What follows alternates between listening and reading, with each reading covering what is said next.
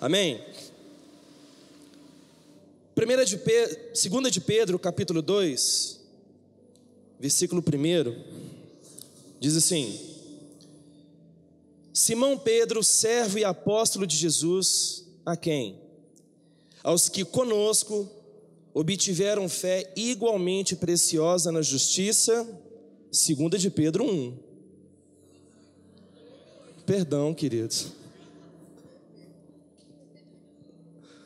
Ficando velho.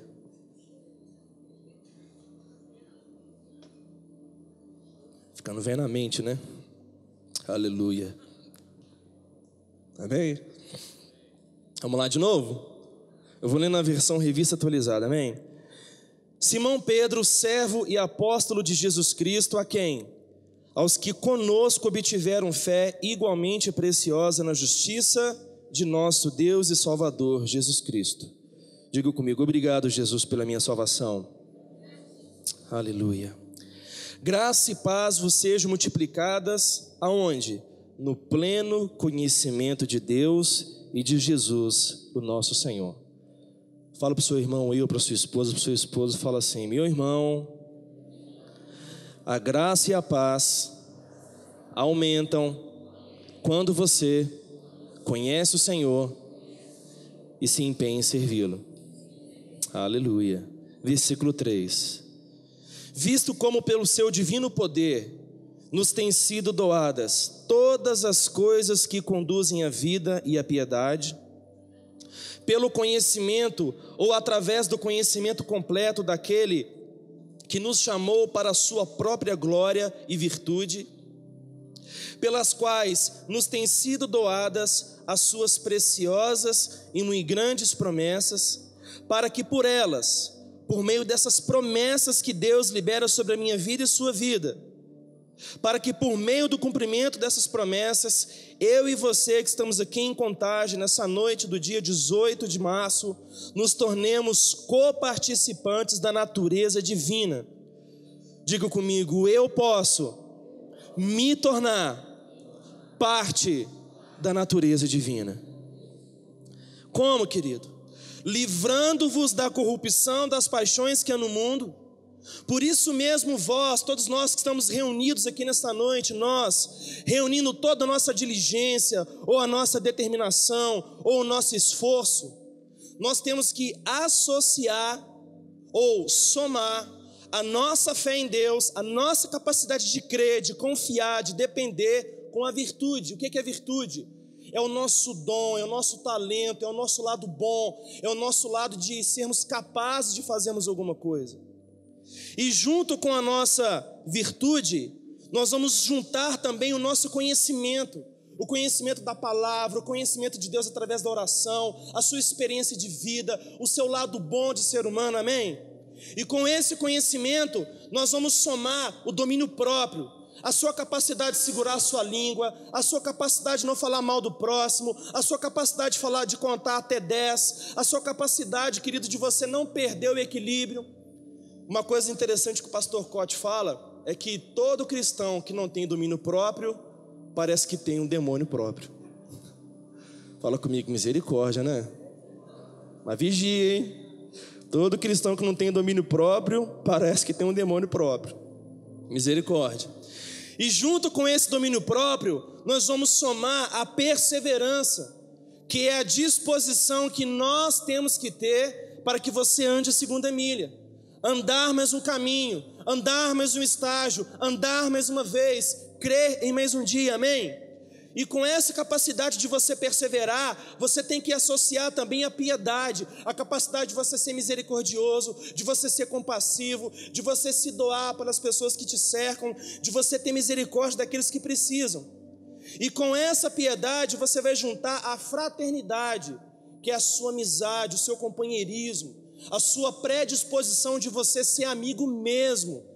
Não é ser um amigo por conveniência, ligar para as pessoas quando você precisa delas, ou você se unir a pessoas porque elas têm alguma coisa para dar para você. Não, é ser amigo independente do que essa pessoa do seu lado aí, ela tem ou não tem para poder te dar, amém? E junto com essa fraternidade ou amizade, você juntar o amor ágape, um amor incondicional. Por quê? Pedro está afirmando aqui no versículo 8, porque estas coisas existindo em mim e em você, e em nós aumentando, note-se que todas essas ações, elas não apenas têm que estar em nós, existir em nós, mas elas precisam ter um crescimento progressivo. Se eu sou diligente, a cada dia eu tenho que ser mais diligente. Se eu tenho um dom, a cada dia esse dom tem que ser aprimorado mais. Se eu sou uma pessoa perseverante, a cada dia estou perseverando mais. Vocês estão entendendo? Amém? Porque se essas coisas, queridos, elas existem em nós, e se elas estão crescendo, estão aumentando, isso por si só faz com que eu e você não sejamos inativos. O que é uma pessoa inativa? Uma pessoa que não faz nada. Uma pessoa estática, uma pessoa inerte, uma pessoa que não produz, uma pessoa que fica ociosa. E nós sabemos, eu acho que como criança e adolescentes foi o ditado popular que a gente mais ouvimos, né? Que mente vazia é o quê? Mente vazia é o quê? Aonde que a gente pode contextualizar que um cristão com a vida vazia, ele é o quê? É instrumento do diabo. Aleluia ou misericórdia? Então, se essas coisas existem em nós e elas crescem, o que vai acontecer? Nós não vamos ser inativos e nem infrutuosos no pleno conhecimento de nosso Senhor Jesus Cristo. O que é você ser infrutuoso no conhecimento de Jesus Cristo? Quem já leu esse texto aqui? Aleluia. 5 pessoas. Amém. O que é eu e você sermos infrutuosos ou infrutíferos no conhecimento de Deus? Eu tenho 22 anos que eu me relaciono com a Daniele de Souza Marques. Quando eu comecei a me relacionar com ela, ela se chamava Daniele Cristina de Souza. Aí a gente começou a namorar, a gente começou a caminhar junto, a gente começou a passar tempo junto, e eu comecei a conhecê-la, e ela também começou a me conhecer. Esse conhecimento, ele foi a cada ano se aprimorando, ele foi crescendo, ele foi se aprimorando. Tivemos muitas situações onde que tanto eu como ela, nós pensamos em desistir, mas aqui estamos nós. Se eu não tivesse associado a minha capacidade de lutar, de guerrear com amor, fraternidade, compaixão e tudo isso que nós lemos aqui, com toda certeza eu seria infrutífero no conhecimento dela. Quem está me entendendo? Quando você conhece alguém, quando você passa a ter a oportunidade, deixa eu melhor aqui expressar, quando você tem a oportunidade a conhecer a respeito de alguém, de alguma instituição ou de alguma pessoa, mas você não cresce para ser coparticipante da natureza daquela pessoa, você se torna infrutífero. A pior coisa que tem é quando eu e você, nós não estamos dando testemunho de quem de fato Jesus é, daquilo que Ele representa. A pior coisa que tem é você se relacionar com uma pessoa por meses e depois, às vezes, por alguma coisa que está na sua mesa, a pessoa descobre que você é cristão, porque as suas ações e atitudes não denunciaram, não expressaram que você caminha com Jesus. Você ser infrutuoso quando você conhece alguém, se dá pelo fato de que existem práticas, atitudes, ações, comportamentos, decisões que eu e você temos que tomar, mas nós não estamos tomando, porque nós estamos apenas transferindo a responsabilidade de tal mudança ou de tal crescimento naquele a quem nós conhecemos. Todo homem e toda mulher que está casado e deposita a sua expectativa de mudança no matrimônio, no casamento, na família, apenas no seu cônjuge, tenha certeza que o seu casamento está com os dias contados. Se a minha fé em Jesus, se a minha fé em Deus Pai, se a minha fé no poder do Espírito Santo, se a minha fé na comunhão com o corpo de Cristo está dependendo apenas da expectativa que eu tenho de vocês fazerem alguma coisa por mim, eu garanto para vocês que a minha fé está com os dias contados. Os céus foram abertos, uma oportunidade nos foi dada, nós conhecemos a Cristo, nós recebemos uma revelação dos pecados que nós cometemos no passado, reconhecemos que éramos miseráveis, necessitados de salvação, necessitados do poder de Deus por meio da sua graça, que pudesse nos dar uma nova vida, nos dar uma nova e uma viva esperança. Presta atenção, olha aqui para mim. Essa oportunidade que nos é dada, ela por si só, ela é maravilhosa.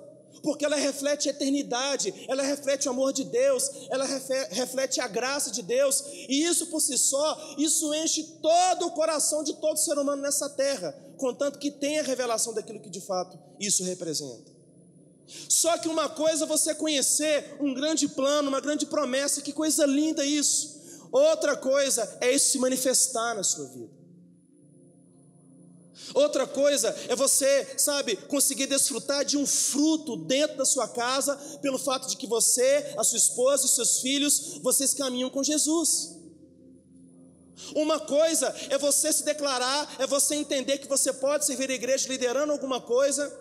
Só que uma outra coisa é você, com a sua frutificação, com a sua atuação, com o seu posicionamento, com o seu testemunho, com a sua colaboração com o corpo de Cristo, você ser para si mesmo uma bênção e você conseguir ser um instrumento de bênção na vida das pessoas que estão ao seu redor. Se eu e você, nós vamos para a célula com a expectativa de que é o líder que vai me abençoar, é os irmãos que tem que receber, é as pessoas que tem que dar, todo mundo tem que dar, eu não tenho que fazer nada, nós estamos saindo das nossas casas, estamos indo para um endereço, isso pode se aplicar até para um culto mesmo, estamos saindo de um lugar, estamos indo para outro, apenas para jogar nosso tempo fora. Vamos ali fazer uma oração religiosa, vamos ler um salmo de uma maneira religiosa, vamos adorar de um jeito religioso, todo mundo de olho fechado, só uma pessoa cantando, um CD tocando, e às vezes na mente você está pensando assim, nossa, doido que acabe isso, doido para voltar para casa, hoje vai passar aquele jogo, o Cruzeiro está no Libertadores, nossa, meu Deus do céu, o Galo está para cair para a segunda divisão, não sei o que está acontecendo, e por aí vai. O corpo está no culto, o corpo está na célula, o corpo está na minha reunião, mas o coração está distante. Por quê? Porque tem apenas a expectativa, o que você pode fazer por mim? O que você vai me dar hoje? Eu acho que o líder da célula não está orando o suficiente, porque não fluiu hoje. Eu acho que o Paulo, a Laís e o Cidinho, acho que eles não estão tão consagrados assim, porque a adoração não fluiu como deveria. Eu acho que o Rafinha não está orando como deveria. Eu acho que o pastor Cleito não está orando como deveria, porque a gente fica transferindo a responsabilidade para os nossos líderes, transferindo, e aí? E aí que a sua vida vai passar, a liderança fica sobrecarregada, e a igreja fica um tanto de pulga sem nenhum cachorro, porque a gente fica transferindo a responsabilidade um para o outro, tentando sugar do outro o que o outro pode me dar. O que você pode me dar, Marlene? O que você pode me dar? Nós temos necessidades, sim ou não? Eu tenho necessidade de atenção, eu tenho necessidade de afeto, eu tenho necessidade de amizade, eu tenho necessidade às vezes de recursos financeiros, tenho necessidade às vezes de descanso. Nós temos várias necessidades, mas existe uma promessa para mim e para você, que por meio daquilo que Jesus fez por mim e por você, nós podemos, pelo cumprimento das promessas de Deus Pai nas nossas vidas, sermos participantes da natureza dele, do caráter dele, da integridade dele, do poder dele, da autoridade dele, da condição dele de exercer o reino de Deus aonde quer que nós estejamos. E mais, nós temos também a oportunidade de, parte desse pacote da natureza divina, recebemos a paz e a serenidade que Jesus tinha. O mundo aí, queridos, quer nos estressar. Trabalho tem metas, trabalho tem alvos, trânsito ruim, filho que só pede, esposa que exige, marido que só reclama e coisas do tipo. Aí você fica vivendo numa atmosfera de cobrança. Talvez consciente ou inconscientemente, você acaba vestindo uma roupagem, uma posição de uma pessoa que sempre tem que dar resposta para aquilo que os outros desenham para você e não aquilo que você quer ser. Vocês estão me entendendo? Eu compliquei demais. É um inconsciente coletivo, onde que se a gente não despertar para a nossa realidade, da disposição de nós sermos participantes da natureza divina, nós vamos ser um tanto de vaca muda no meio, de um grande curral, onde que a gente vai apenas produzir, e depois a gente vai passar para o abate para poder dar a carne para alguém comer. Deus nos livre mesmo, em nome de Jesus. Mas existe mais. Mas precisa haver uma mudança de mentalidade. Precisa haver uma mudança de governo. Precisa haver uma metanoia, aonde que você entenda que é o conhecimento da verdade que nos liberta. Só que o conhecimento da verdade que liberta é aquele que te leva a agir, não é aquele que te leva a esperar. Entende isso? Se eu puder expressar dessa maneira, existem duas maneiras de você esperar. Existe a maneira passiva, existe a maneira ativa. A maneira passiva, ela é negativa. Porque você espera e você acaba, queridas, às vezes, sendo pedra de tropeço para muita gente. Aonde que nós, às vezes, acabamos sobrecarregando as pessoas que têm comunhão conosco. Todas as vezes que eu negligencio o meu papel como pai, eu sobrecarrego a vida dos meus filhos. Não dá amém não, Rafaela. Mateus, baixa a mão aí. Todas as vezes que eu negligencio o meu papel como marido, a minha esposa sofre. E vice-versa. Sabe aquela sensação de peso, de opressão, de sufocamento? Que dá vontade às vezes de você sumir, correr, pegar o carro, ir para um campo e se desligar de tudo e de todos. Aquele peso, aquelas exigências, aquelas cobranças. São coisas que às vezes acontecem porque as pessoas estão transferindo para você uma responsabilidade que não é sua. E às vezes acontece porque as pessoas não estão assumindo a posição delas e acabam sobrecarregando para você. Você ter um comportamento segundo Cristo implica em você entender no que a Bíblia se resume. A Bíblia se resume em 2 mandamentos específicos: amar a Deus acima de todas as coisas e amar ao seu irmão como você mesmo. Quando você ama uma pessoa acima de você mesmo, você não negligencia a sua posição como cônjuge, como pai, como irmão. Irmão fala irmão de sangue mesmo. Você não negligencia o seu papel como membro de um corpo, que é um corpo vivo, que é um corpo espiritual, aonde que no meio desse corpo se move o espírito daquele que criou tudo, daquele que criou todas as coisas, aonde que por meio dele, por ele e para ele são todas as coisas. O espírito que está escrito a respeito dele, que é o espírito de revelação, que é o espírito de sabedoria, que é o espírito de fortaleza. Espírito esse que está em nós, mas parece que a gente não usa, parece que a gente não conta com ele. Eu digo usar no sentido de você ir para a oração, mas contar com a presença do Espírito Santo sobre ti. Usar no sentido de você ir para o teu quarto, fechar a tua porta e você deitar no chão, levantar as suas mãos ao Senhor e permitir que esse mesmo Espírito se mova com realidade, vida e fogo sobre você, queimando tudo aquilo que não presta. Usar o Espírito, eu digo, numa maneira de você ir para a tua célula, mas com a expectativa de que o Espírito que está em você, está no teu irmão, está no anfitrião, e ele vai se mover no vosso meio. Queridos, eu digo por mim, para mim é inconcebível eu vir de culto em culto, sem não voltar com algo sólido da parte de Deus para casa. Nós vivemos numa sociedade hoje, que às vezes as pessoas fazem as coisas por moda, porque um está fazendo, o outro quer fazer. Às vezes uma pessoa vai fazer uma faculdade porque está todo mundo fazendo e gasta o dinheiro do pai, gasta o dinheiro da família para fazer uma faculdade, fica matando aula, chega atrasado. A preocupação dele, a visão dessa pessoa não está naquilo que ela vai ser quando ela se formar. Ela não consegue já se ver um engenheiro, um médico, um dentista ou coisa do gênero, não. Ela quer curtir o momento. Eu sou um universitário, eu sou um estudante, eu tenho os meus direitos, que eu sou da esquerda, que eu sou isso, que eu sou aquilo, abaixa a opressão e por aí vai, modismos.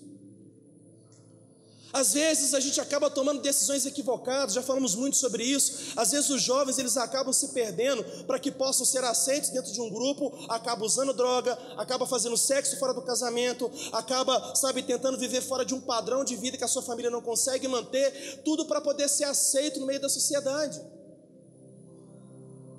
E com isso você vai vivendo inconsciente coletivo.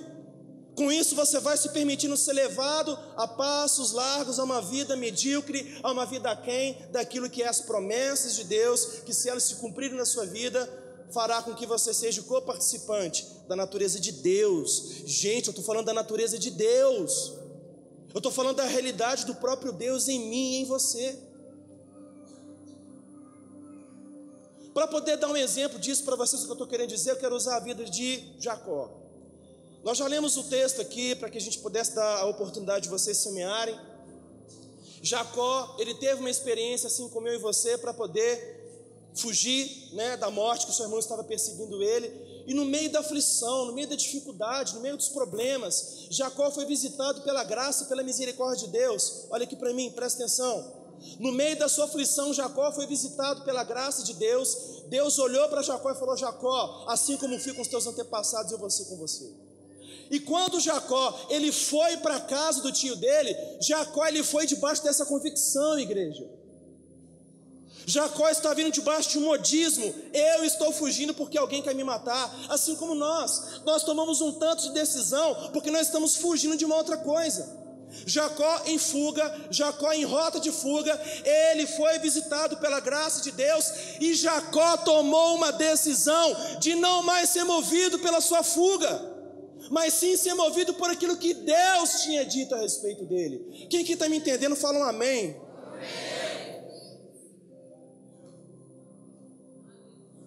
Ajuda o pregador. O fato é que a bondade de Deus, a misericórdia de Deus, a graça de Deus, ela se revela de várias maneiras, de várias formas, e a maioria dessas formas a gente não concorda, mas ela se manifesta. O ponto aqui não é se Deus se revela, se Ele não se revela. O ponto principal, que sabe o que é, queridos? É o que nós estamos fazendo quando Ele se revela. Liberar a revelação é um ato da soberania e da graça de Deus, mas responder a uma revelação é um ato de pura obediência do homem, depende da humanidade da pessoa. Eu conheço muitos homens e mulheres cheios de revelação, mas vivem uma vida no pecado. Por quê? Porque a revelação não tem poder para poder mudar a vida de uma pessoa. O que tem o poder para mudar a vida de uma pessoa é a decisão de caminhar com Cristo, e ponto final. Eu não quero isso mais e acabou. Ah, mas você já não pregou que quem dá o poder para vencer é o Espírito Santo? Sim, porque quem decide viver uma vida em Deus vai depender do Espírito Santo. Entende isso? Às vezes nós já questionamos como que tantos homens e mulheres usados por Deus com tantos dons, né?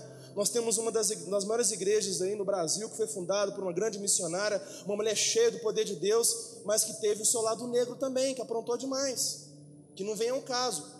Mas eu cito como exemplo para você entender que uma pessoa que apenas tem revelação, se ela não tiver essas iniciativas, essas posturas diariamente, sabe o que acontece? Ela acaba caindo. Porque essa é a vontade do diabo, tirar você da vontade de Deus. Jacó, veja bem, Jacó recebeu uma promessa, caminha comigo aqui. O Senhor vira para o Quênia e fala: Quênia, eu vou fazer de você um homem abençoado, um homem próspero, vou abençoar você e a sua descendência. Jacó, quando ele recebeu a revelação, olha aqui para mim, presta atenção nisso. Jacó, quando recebeu a revelação daquilo que Deus faria nele e na vida dos filhos dele, Jacó, ele ampliou a sua visão para entender que a sua família, diga comigo, família, fala mais forte, minha família. Jacó, ele recebeu o entendimento, aonde que a sua visão foi ampliada para entender que ele e a sua família, Miranda, estavam dentro de um plano de Deus com P maiúsculo, aonde que todas as famílias da terra seriam abençoadas. Aí veja bem, Jacó vai para a casa do tio dele, algumas coisas naturais começaram a acontecer. Primeira coisa natural, Jacó se enamora por Raquel. Ei, Raquel, essa Raquel é bonita demais. Essa Raquel é muito bonita, ela é linda. Como todo jovem se enamora por alguém. Aí Jacó, ele recebe a oportunidade de se casar com Raquel. E ele trabalha 7 anos. Jacó também trabalhava, amém? Jacó se namorou, Jacó trabalhou. Aí, na noite de núpcias, Jacó, ele reconhece que ele foi enganado.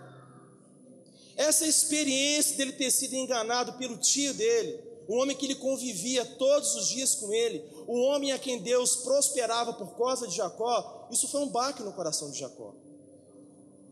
E essa decepção que Jacó estava vivendo, presta atenção, eu não sei se isso pode refletir de alguma maneira para você que é casado. Isso é uma tipologia das frustrações e das decepções que a gente tem no nosso casamento. Ei, esposa, você casou com um cavaleiro em cima de um cavalo branco? Aí né? O cavaleiro foi embora, ficou só o cavalo. Às vezes nós compramos uma expectativa, mas aquilo que a gente levou para dentro de casa é totalmente diferente daquilo que a gente desenhou. É lógico que é. A gente se relaciona com pessoas, nós não sabemos o que as pessoas são no íntimo. Hoje a gente percebe como que infelizmente tantos divórcios acontecem dentro da igreja. Por quê? Porque as pessoas, elas criam expectativas erradas, elas acabam sendo frustradas. Agora, uma vez que você se frustra, o que você vai fazer? Você vai desistir ou você vai perseverar? Perseverar. Ah, significa que eu casei como crente, então não posso desistir? Não, não é que você não pode desistir, é que tem poder da parte de Deus para que você possa vencer. É totalmente diferente. Aí Jacó chega para o tio dele, reclama, e acontece que então faz o seguinte, aqui o costume é esse: primeiro casa com a mais velha, me tira da roia, me tira do sufoco, agora se você quiser, trabalha mais 7 anos que eu te dou a Raquel, a mais nova. Ok, uma semana depois então, quando passou as núpcias com Lia, então Jacó começou a viver com Raquel. Mas aí Jacó enfrentou um outro problema, vocês vão entender onde eu quero chegar. Jacó começou a expressar desprezo por Lia. Existia barreiras relacionais dentro da família de Jacó. E essa postura de Jacó desprezar a Lia porque ele amava Raquel, alguns falam que Jacó era analfabeto, né? E piada ruim essa, né? Por que Jacó era analfabeto? Porque ele amava Raquel e não Lia. Ruim, né? Então presta atenção aqui.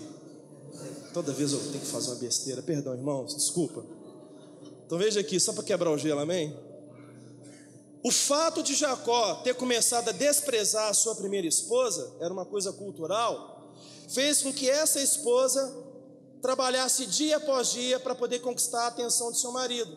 Ela teve um filho, ela teve 2, ela teve 3, ela teve 4. No 4º filho ela declarou: porque eu terei novamente a atenção do meu marido. Se eu não me engano, o nome do filho é Zebulon. Aí, queridos, essa postura de Jacó ter desprezado sua esposa, a sua primeira esposa, Lia, fez com que tivesse intrigas, disputas, ciúmes, invejas, coisas que começaram a tirar a paz dessa família. E quando você tem uma atmosfera ruim dentro da sua casa, isso começa a empobrecer o seu relacionamento com Deus. Olha aqui para mim. Deus tem um plano para a sua vida, sim ou não? Deus tem um projeto eterno sobre a sua vida, sim ou não? Você tem promessa de Deus para ser um homem de Deus, para ser uma mulher de Deus, sim ou não? Deus vai nos usar para nos abençoarmos e abençoarmos todas as famílias da terra, sim ou não? Só que acontece que com essas coisas naturais que nós experimentamos semelhantes a Jacó, a nossa visão ela vai se perdendo. A nossa visão, ou o brilho dos nossos olhos com aquilo que uma vez Deus prometeu para nós, começa a se perder. A mulher que Jacó amava chegou para ele: dai-me filhos, senão eu morro. Cobrança de mulher. E você que é marido, você sabe tanto quanto isso é ruim, ser cobrado pelas esposas. Aí o tempo passou, aconteceu que ele começou a ter agora um problema comercial, profissional com o sogro dele. Ele estava sendo acusado de roubar os bens do sogro dele. E aí aconteceu que Jacó percebeu que a coisa estava feia. Queridos, leia a palavra de Deus, estude sobre a vida de Jacó. Tudo que eu estou falando com vocês, dentro de uma leitura, de um estudo que eu fiz do capítulo 28 de Gênesis até o capítulo 35, e a palavra fala o seguinte, que por conta dessa contenda, Jacó então teve uma oportunidade e ele recebeu uma palavra de Deus, dizendo mais ou menos assim: seu tempo aqui acabou, volta para sua casa. Aí Jacó no meio da noite pegou suas coisas, juntou seus filhos, juntou suas mulheres, pegou seus bens, seus pastores e estava indo, voltando para sua casa. E quando ele foi, aconteceu que Labão descobriu e Labão decidiu no seu coração ir contra ele para poder reivindicar o que ele achava ser um direito. Se você ler o texto, você vai perceber que Labão, ele tinha o interesse de pegar as filhas de volta, de pegar os bens de volta, de pegar até os netos de volta, de roubar tudo aquilo que Deus, Dilma, tinha prometido que daria para Jacó. Sabe o que aconteceu? Aconteceu que em uma noite em que Labão estava perseguindo Jacó, o Senhor aparece em sonhos para Labão e fala: não toca nesse cara porque eu sou com ele.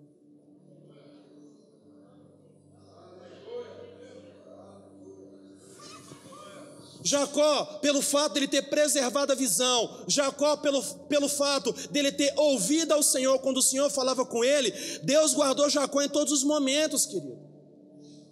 Jacó teve problema no casamento, Jacó teve problema com filhos, Jacó teve problema na família, Jacó teve problema de inveja, briga, confusão, um tanto de coisa ruim acontecia na casa de Jacó, mas sabe de uma coisa? Quando Deus falava, Jacó ouvia, Juliano. Sabe por que Deus prosperou a Jacó, pessoal? Porque em sonhos Deus falou com ele que o pagamento do salário dele seria ele escolher daquelas cabras e ovelhas que eram salpicadas e manchadas. Foi Deus que falou para ele: escolhe essa e elas aqui que eu vou ser contigo. Que Deus é esse? Que Deus é esse, gente? Aí aconteceu que Labão foi lá, resolveu o problema, tal, liberou, eles foram embora. Aí aconteceu que ele resolveu o problema com o irmão dele. Aí ele chegou numa terra, próximo da terra de Siquém, comprou ali um terreno. Aí aconteceu que, vem cá, Laís, deixa eu te usar como exemplo, na sua mão aqui. Uma das filhas de Jacó, Diná, pura, virgem, santa, a pureza que existia dentro da família de Jacó foi roubada. Jacó teve uma filha violentada sexualmente. Imagina o desastre que foi dentro da família. Obrigado, Laís. Imagina você ter a menina dos seus olhos, a única filha da sua família violentada sexualmente. Olha que barra. Aí aconteceu que aquele que violentou a filha de Jacó, ele se ofereceu para casar com ela e pagar tudo aquilo que era de direito para a família de Israel, para a família de Jacó. Mas aí aconteceu que os filhos de Jacó agiram com falta de caráter. Tá bom, vamos nos aliançar com vocês. Olha aqui para mim, crente, olha aqui para mim. Nenhum de nós somos obrigados a dizer sim para ninguém, amém? Mas a gente tem que ter compromisso com a nossa palavra. Uma vez que a gente afirma um compromisso com alguém, você tem a obrigação de cumprir aquilo que você se aliançou, até que você entre em acordo e em comum acordo você termine aquela aliança. Às vezes a gente tem essa cultura brasileira de pegar e não devolver, de pegar emprestado e não devolver, de pedir um dinheiro emprestado e enrolar para poder pagar, às vezes de não ter a preocupação de pagar alguém que a gente deve ou coisa do gênero. Isso não acontece aqui, é só em outras igrejas, amém? Todo mundo aqui é legal, todo mundo aqui é bacana, a gente anda na linha, glória a Deus, aleluia. Não, glória a Deus aí, igreja. Então, quando os filhos de Jacó, eles fizeram aquela aliança, aconteceu que o povo de Siquém não se preocupou mais. E eles se entregaram a confiança para os filhos de Jacó. Ai, meu pai, misericórdia, é horário. Então, concluindo aqui. Aconteceu que, em um dado momento, no terceiro dia, quando estava o auge da febre por conta da circuncisão, que foi uma aliança que os filhos de Jacó fizeram com o povo de Siquém, os filhos de Jacó aproveitaram que o povo estava fraco por causa da febre, e os filhos de Jacó mataram, se tornaram assassinos, mataram todos os homens da terra de Siquém. Olha aqui para mim. Uma filha estuprada, filhos que eram assassinos e também ladrões, porque roubaram as posses dos homens de Siquém. Olha aqui para mim. É dessa família que Deus vai abençoar todas as famílias da terra?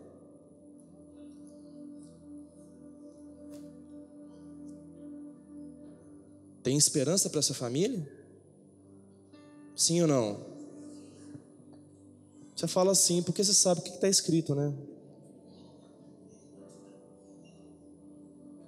Nós estamos vivendo numa cultura hoje social, onde que divórcio é uma coisa aceitável, aonde que ter filho fora do casamento às vezes é orgulho para a mulher. Eu vou mostrar que eu não dependo de ninguém para nada. Vivemos numa sociedade hoje que sexo fora do casamento é a coisa mais comum. Vivemos numa cultura hoje onde que família não tem valor. E o resultado disso é que os filhos de uma geração assim, eles crescem com a mentalidade totalmente deturpada do que é o conceito família. Gente, olha aqui para mim, presta atenção nisso. Família é a principal instituição da sociedade. Família é onde os nossos filhos eles são construídos, é onde os valores, a mentalidade, os conceitos, os princípios de uma pessoa são estabelecidos. Aonde que uma pessoa aprende que não deve mentir? É com pai e com mãe. Aonde que uma moça aprende a escolher o marido para poder casar? É com o pai. Aonde que um homem escolhe a sua profissão? Aonde que um homem escolhe como que vai ser o seu futuro? É junto com o pai e com a mãe. Aonde que uma moça aprende a se respeitar? É sendo corrigida pelo pai, é sendo corrigida pela mãe. Aonde que os filhos, eles têm um padrão de comportamento, de conduta, é dentro de casa. Não são as escolas municipais, estaduais ou particulares que estão educando os nossos filhos. Eles apenas dão informação. A educação, que é você inculcar os princípios para a vida, vem por parte dos pais. Aí nós temos hoje uma realidade, queridos, por favor, presta muita atenção nisso. Assim como eu, se coloque semelhante à vida de Jacó. Existem momentos nas nossas vidas que nós olhamos para as nossas falhas, que a gente olha para as nossas angústias, para as nossas tristezas, para as nossas perdas. Hoje estava conversando com o Oziel, pegando um pouco de conselho com ele, a gente estava ali conversando um pouquinho. Ele começou a me falar das lutas dele, eu falei, que é isso, perdi para ele. Ele já sofreu mais do que eu. As guerras que nós enfrentamos em nossas vidas, elas não apenas nos desestruturam, mas é o ponto da mensagem hoje, elas acabam nos roubando a paixão pelas coisas eternas. Elas acabam roubando a nossa convicção de quem nós somos em Deus. Porque não sei de onde nós tiramos, mas baseado em autocomiseração, nós achamos que todo aquele que está em Deus não vai passar por luta, não vai ter perda, não vai passar por guerra. Gente, em nome de Jesus, entenda isso. Se você gastar mais do que você ganha, você vai ficar endividado. Se você tratar o seu cônjuge mal, você pode perder o seu cônjuge. Se você não cuidar dos seus filhos, o mundo vai tomar ele para eles. Se você não respeitar a sua namorada, você vai ter um péssimo casamento. Valores são valores aonde quer que você vá, quer você queira, quer você não queira. A lei da semeadura, ela é implacável. Quem semeia na carne, da carne vai colher corrupção. Quem semeia no Espírito, do Espírito vai colher vida e paz. Não existe uma terceira opção. Uma coisa é você esperar ativamente o tempo de Deus, servindo, se dedicando, perseverando, estudando as Escrituras, orando, jejuando, adorando e sabendo que o Senhor é o seu pastor e Ele te é suficiente. Uma outra coisa é você ter uma mente passiva, vindo para a igreja de semana a semana, achando que o simples fato de você vir na igreja e de segunda a sábado você vive os seus pecadinhos ocultos, seus pecadinhos de estimação, achando que Jesus vai te abençoar por causa disso. Isso não vai rolar. Porque o que mudou a vida de Jacó e a trajetória da família dele foram as respostas que Jacó deu a Deus. No meio dessa calamidade, no meio dessa dificuldade, uma filha que perdeu a pureza, filhos que se tornaram assassinos, a sua família correndo risco de ser dizimada. Jacó temeu pela vida da sua família. Como que Deus pode fazer alguma coisa através da minha família ainda? Como que Deus pode abençoar as famílias da terra? Olha que bagunça que está essa casa. Diga comigo, não posso perder a esperança. Diga com convicção, não posso perder a esperança. Nós não podemos perder a esperança, querido. No meio dessa calamidade, mais uma vez Deus visitou Jacó. Gênesis 35, versículo 1, abre lá comigo. Gênesis 35, versículo 1. Olha que palavra doce do Senhor para Jacó. Disse Deus a Jacó: levanta-te, sobe a Betel e habita ali, faça ali um altar ao Deus que te apareceu quando fugia da presença de Esaú teu irmão. Então disse Jacó à sua família e a todos os que estavam com ele: lançai fora os deuses estranhos que há no vosso meio, purificai-vos e mudai as vossas vestes, a vossa conduta, o seu comportamento, a imagem que você está passando. Levantemo-nos e subamos a Betel, que é a casa de Deus. Farei ali um altar ao Deus que me respondeu no dia da minha angústia, no dia da minha pressão, no dia da minha tristeza, e me acompanhou no caminho por onde eu andei.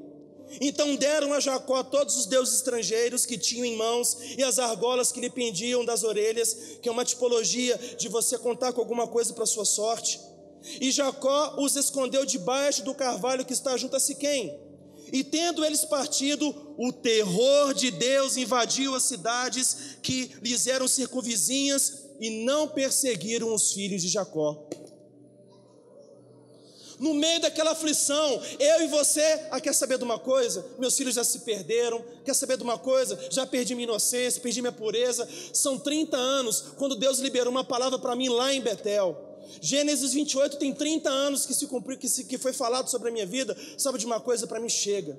Esse negócio de ser crente não é comigo. Esse negócio de congregar numa igreja não é comigo. Esse negócio de servir pessoas não é comigo. Esse negócio de ser casado não é comigo. Para mim chega. Não!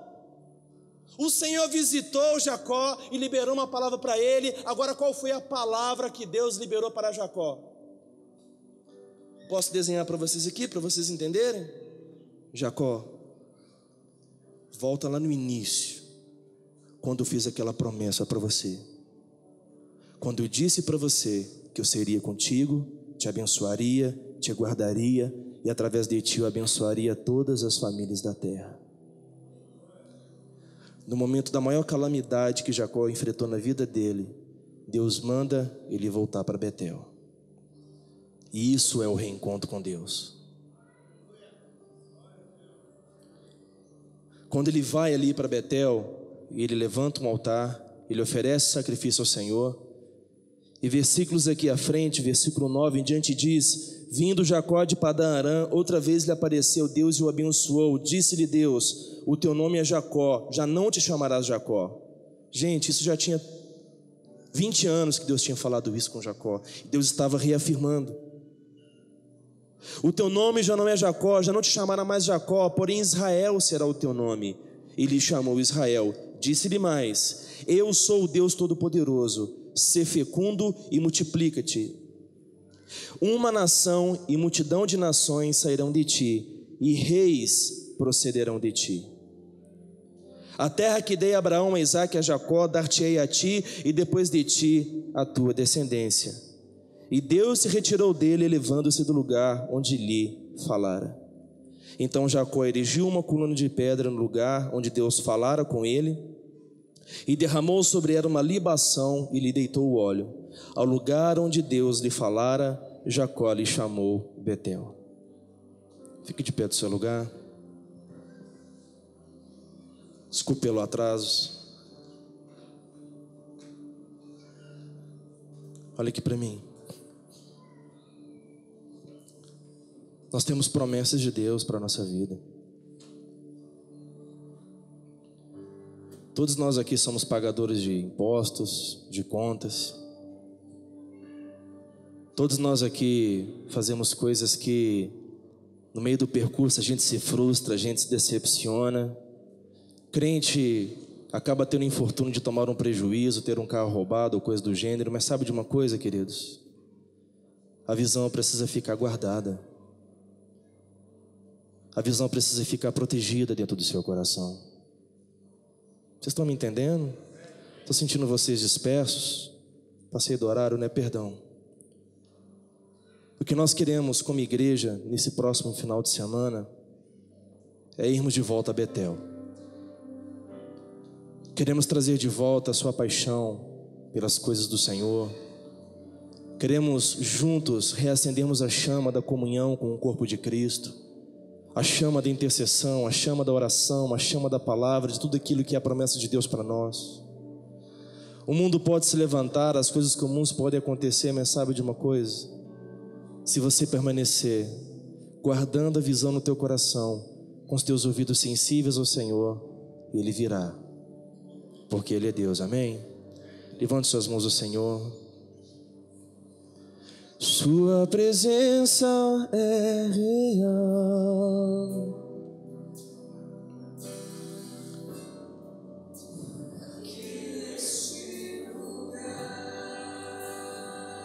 A presença de Deus é uma realidade sobre a sua vida.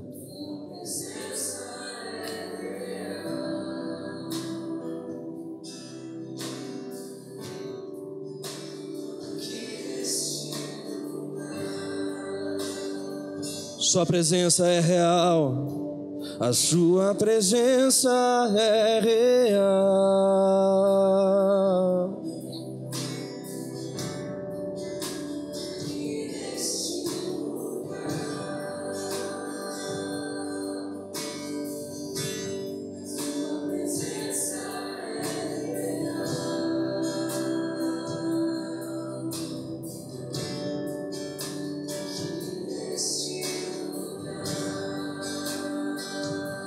Então adorarei.